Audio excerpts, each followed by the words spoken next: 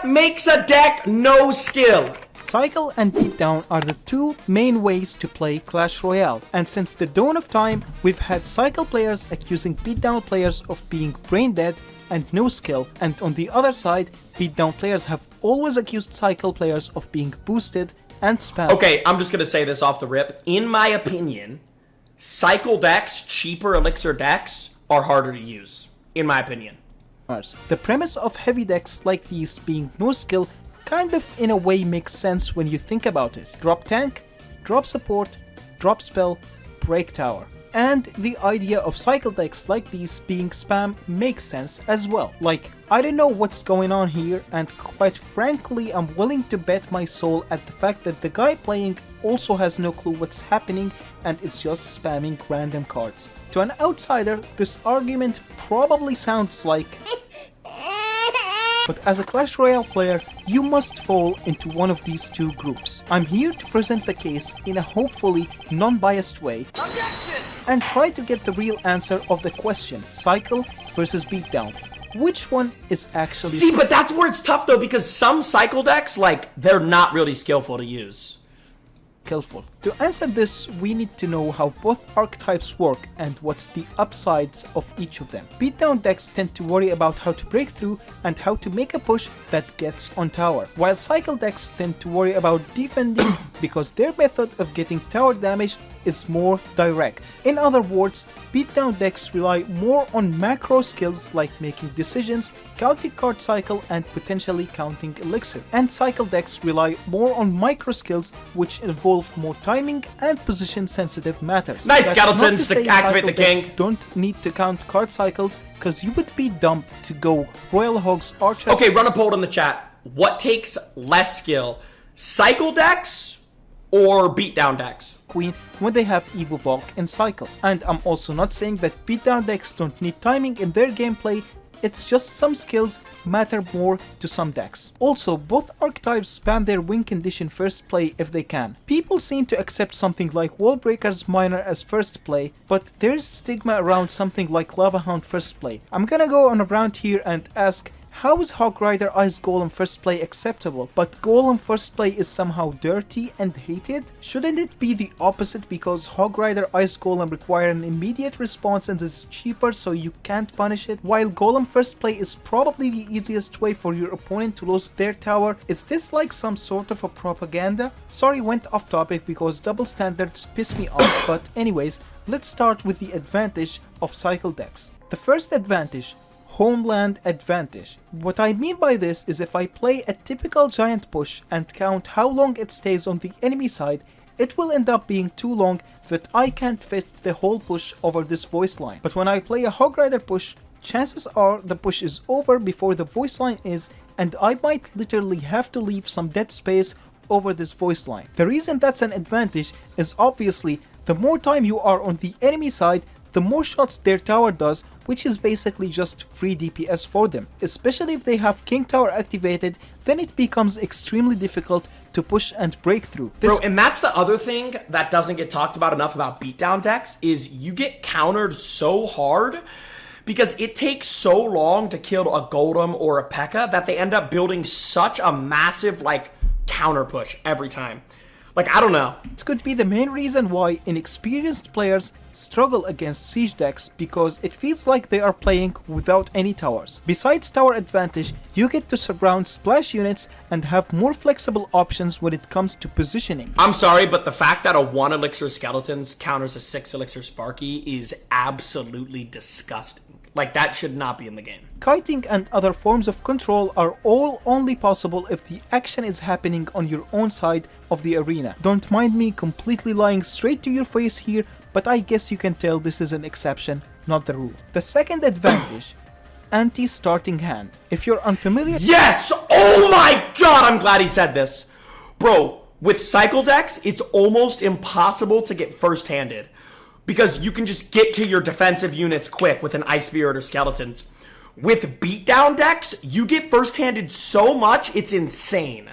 With it, like if I'm using my giant graveyard deck and somebody literally goes hog guards first play, and Bowler and Witch are my 2 last cards, my tower's gone. Like, literally gone instantly. Start handing someone is basically doing something really stupid at the start of the match, like Lumberloon. Or like, yeah, like Lumberloon. And then like, let's say I have Witch and Minions as my 6th and 7th card. Like, it's GG's, bro. It's literally GG's.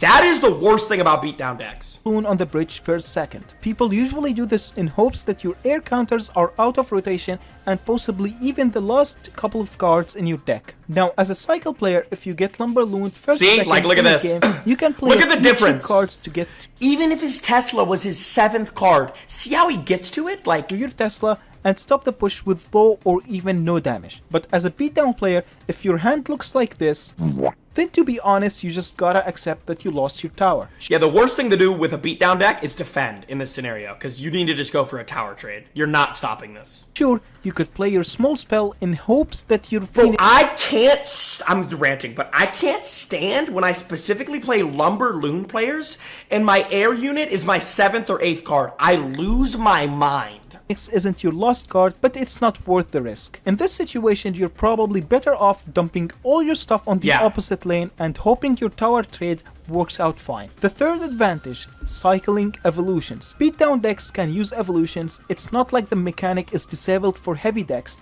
but the main issue lies in how the evolutions are designed. See? It literally has the word cycle in it. Taking Firecracker as an example, you start with a normal Firecracker and you have to play it twice before getting to your evolved version of the card, and cycle decks can get back to their Firecracker much quicker than a beatdown Look at, look at how quick he's getting to it. Solved by making beatdown cards like the Wizard only require 1 cycle, which makes it less of a problem, but realistically, it doesn't really solve the issue entirely. To be honest here, I didn't physically test while typing the script, but I'm almost 100% sure that getting to a 2-cycle Firecracker evolution as a cycle deck will be much easier than getting to a 1-cycle Wizard evolution as a beatdown deck would be. And if we compare a more extreme example like Skeleton evolutions to Royal Recruit evolutions, it becomes much worse due to the cost difference as it's bigger than 3 Bro, the evos in this game that get absolutely cooked are the 4 elixir evos, because they're not cheap to cycle, like for example like Valkyrie Lumberjack, and you have to cycle them twice, and the Inferno Dragon. Those are the ones that get cooked. Firecracker versus a 5 elixir Wizard. Besides, what's stopping a cycle player from using Wizard evolution and abusing the heck out of both his quick cycle and the fact that the Wizard is more easy to evolve? And I don't think I have to explain why this is a big deal. We all know evolutions are just more broken versions of the card for the same cost, so playing more of them is a clear advantage in the game. The fourth advantage, outcycling counters. Outcycling is a term used when you get, for example, your Goblin Barrel before they get their log, therefore you outcycle. Bro, this is like the oldest trick in the book, but like, I mean, everybody knows, like, if you're a Hog 2.6 player and you just outcycle an Inferno Tower or a cannon, it's like, it's just such a broken mechanic. Cycled their log. Having a faster cycle means if a Hog player played their Hog and had it die to a mini P.E.K.K.A, they can just bop, bop, bop, and boom, that's another Hog Rider before the enemy gets back to their mini P.E.K.K.A. A Giant player, for example, would get their Giant destroyed by a mini P.E.K.K.A and then would have to play multiple expensive cards. So at the end of the video, is he gonna say like what he thinks is less skill? Their Giant, only to see that the enemy has his mini P.E.K.K.A again already. Clearly, always having that key card counter in your hand due to a faster cycle is an incredible advantage that one can't underestimate. Especially if the enemy has multiple cards that gets countered by the same card, then if you have a very quick cycle, you can use that counter on both of them at the same time. The fifth advantage, spell cycling. Normally when you start the game, both you and your opponent have full HP tower, so technically there is no advantage state. Unless one of you two is playing a cycle deck, then that person would be able to cycle their spells much quicker when overtime is starting to come close to an end. Any cycle player is automatically at a constant advantage against any beatdown player if they are at the similar damage or even slightly lower in damage. This results in a case where the beatdown player has to constantly approach to prevent his slow,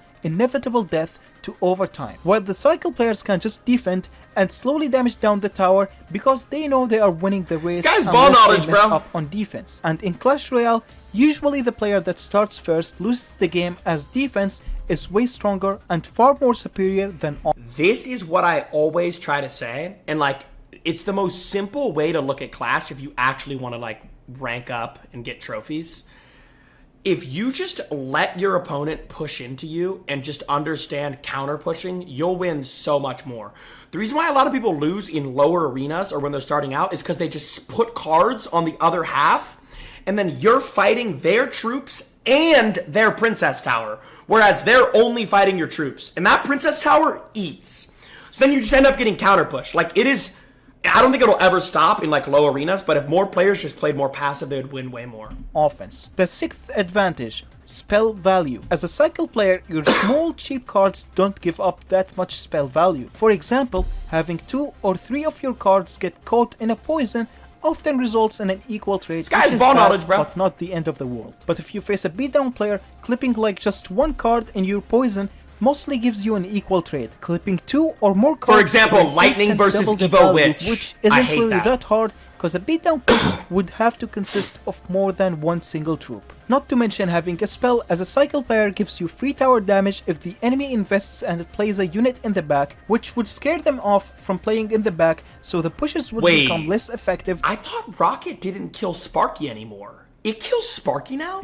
As they would generally bank less elixir from them if they do that. The 7th advantage, 3-card cycle. We all know you can't have 2 of the same champion deployed at the same time. Dude, this is the #1 thing I learned from Muhammad Light. Like, he is the best in the world at using 3-card cycle. It's insane. Instead of putting the champion in your hand but grayed out, which what they should have done, Clash Royale decided it would be completely out of your card rotation, which makes it so you are playing with just 7 cards. Look at that. As long as the champion isn't dead. Literally take anything I talked about regarding outcycling and turn it up to 11. You can get your win conditions much quicker now. You can get the necessary counters much quicker too. Spell cycling starts looking like a meme. Bro, how do you even counterplay this crap, dude? Hell, you can even deploy 2 royal deliveries with 1 elixir bar. How is that even possible? 3-card cycle is a thing on beatdown too, but your champion will die before you get a full rotation because of how slow your cycle is. Whereas with cycle decks, you probably could go over your cards multiple times if you can protect your champion well enough. Alright, enough attacking cycle decks. I'm pretty sure some people are very offended, so now let's go over beatdown advantages. The first advantage, comeback mechanics. Normally, cycle players lose an entire game with the moment they lose their tower. Their win conditions are usually very slow at dealing damage. It's almost impossible for them to recover, let alone win a 2-tower game. But a golem player... Yeah, bro, if you're up like 1,000 damage on a minor poison player, or like 1,500, the game is over. Because that deck's entire model is just keeping control of the entire game. But if you get too big of a deficit, it's over. But with beatdown decks, like a Golem deck or a Giant deck, you can be down a tower and still win, as long as they make some mistakes. Could lose his first tower, then lose his second tower, and then have his king be at like negative HP, and then he will go like, alright, that's winnable, bro. Like, bro, do you not see your Oh, it just took 1 push. The second advantage, pocket power. The word pocket is often used to refer to this space that... Sneaky Golem in the pocket. I need to do that today. We need to run a Golem deck. Opens after you break your enemy tower. Deploying cards here is called playing said card in the pocket. This pocket is more useful to beat down players than it is for cycle players for many reasons. First of all, it exposes enemy buildings as it would allow you to play things directly on top of them, which kills the whole point of them. It also allows you to split your push in a way that would make it stronger against splashing troops or prevent you from giving them extra spell value. And you can also play something to tank for a counter push, as it's instant, people might be caught off guard by it. The third advantage, less decisions. Your card as a beatdown player costs about an average of 4 elixir. Given that you get 1 elixir every around 3 seconds, that's roughly dropping 1 card every 12 seconds. Bro, to put it simply, and I know I'm yapping, I'm just really passionate about this. To put it simply, it's harder to make major mistakes with beatdown decks. They're much easier to play. There's less decisions, you know? With a log bait deck or a minor poison deck or even a hog deck, the skill gap, there's a lot more room for error because you have to make much more decisions, like a lot more decisions. The less decisions you get to make during the match gives you time to think more about your strategy and kinda chill and relax. Compared to Cycle, where they play cards like 2 to 3 times more frequently than a beatdown player, you might need to play the game too much to have some interactions go on autopilot. This is also why it's easier to pick up a beatdown deck, because all you have to do against an average non-pro player is take a 3-card combo from some YouTuber and place them in a specific order. Sure, playing this stupidly against pros doesn't work, but most of the time, people don't care about ranks and want an easier deck to play. Also, playing cards thus frequently would mean you get less hurt by card drawing cooldown. Card drawing cooldown is the time it takes for you to receive your next card, and honestly it only becomes an issue when you are playing a very fast cycle deck and like an infinite elixir modifier. It may be a tiny bit noticeable in triple elixir if you have a quick deck like 2.6, which is why I'm mentioning it, but it isn't a massive deal breaker. The fourth advantage: side control. Beatdown pushes aim towards taking an entire tower in 1 or 2 pushes at most. Cycle decks on the other hand tend to slowly chip down the tower for a few hundred damage multiple times per match. This means if a beatdown player dealt like 500 damage to one of the towers and had to switch attacking to the other lane, it wouldn't be a big issue for them. But a cycle player switching away from the tower they were chipping is very taxing and often would lose them the entire game. This is where beatdown players have an advantage, because if your tower gets a bit damaged from some royal hogs, it can turn to an advantage state for you. Simply play your Sparky in the back on your weaker tower side, as you switching your attacking lane hurts the cycle player more than it hurts you. The units you keep playing in the back of your weaker towers act as a permanent push blocker, as no one in his right mind will play their royal hogs into an electric dragon. It's mostly a general rule that cycle players would want to go opposite lane, as they play a punish playstyle and would force a beatdown player to use their elixir on defense rather than offense. This whole trick falls apart if they have a spell that would get value on your defensive troop, so just use— I don't know why, I have this memory that rockets didn't kill Sparkies back when I played. Am I right or am I wrong? I swear it would leave them on 1 HP. Your head and think. Speaking of spells, in double and triple elixir you can force cycle players to keep defending the weaker tower side the whole time. While you might not break through or get any damage, your spells will provide more value, as it would be more likely for you to clip the tower and some defensive units, since they will have to deploy stuff to defend. And on the other end of the stick, they can't really clip your tower, as the fight is happening very far away from it. So if they want to spell cycle, they will end up having to rocket blanks and be very down on elixir from doing that, which is an auto win.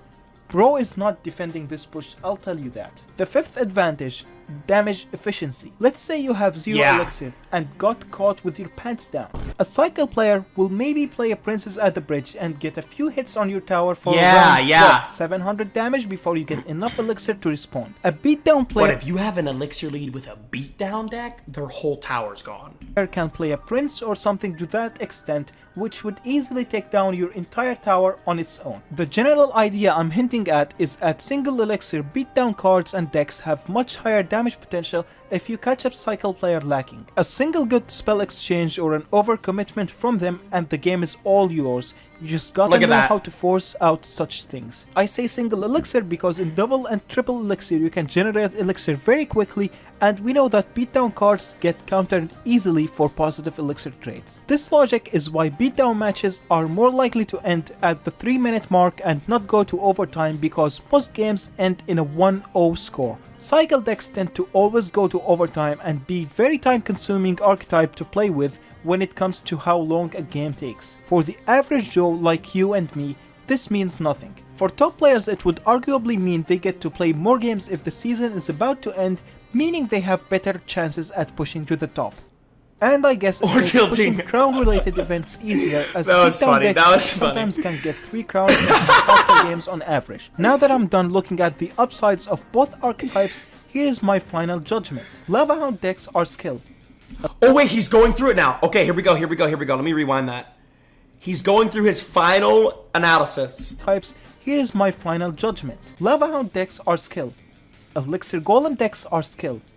Golem decks are skill. And before any cycle player gets a stroke, 2.6 is skill, Expo is skill, and Logbait is skill. There isn't a single deck you can create in this game that is no skill, as the skill doesn't really depend on the deck you are running, but depends on another I can name a few.